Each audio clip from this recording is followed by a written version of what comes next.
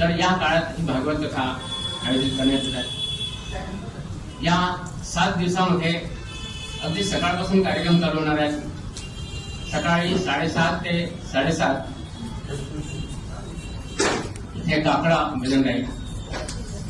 देवांना उठविण्यासाठी, आळवण्यासाठी जे भजन म्हटलं जातं काकडा भजन, तर ते त्यानंतर सकाळी 8 ते 9:15 पर्यंत आमच्या श्रीमद भगवद्गीता अभ्यासक मित्र मंडळातर्फे श्री विष्णू सहस्रनाम पाठ, ज्यामध्ये भगवद्गीतेचा अध्याय, नंतर विष्णू सहस्रनाम, हनुमान चालीसा, रामस्तुती या 1.25 तासामध्ये घेण्यात येते। यासाठी मंडळाचे जवळपास 100 ते 150 साधक उपस्थित असतात त्यावेळेस।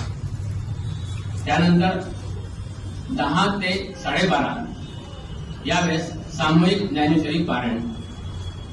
कालच ज्ञानेश्वर महाराजांचा संजीवन समाधी सोहळा झाला, तर त्या श्रेष्ठ महावैष्णव श्री संत ज्ञानेश्वर महाराजांनी जो ग्रंथराज ज्ञानेश्वरी हा ग्रंथ लिहिला, त्याचं पारायण रोज या 7 दिवसामध्ये पूर्ण करायचं आहे। तर त्यासाठी सूत्रसंचालन हरिभक्तपरायण श्री सुभाष महाराज काळे जे नाशिकहून येत आहेत ते राहणार आहेत। नंतर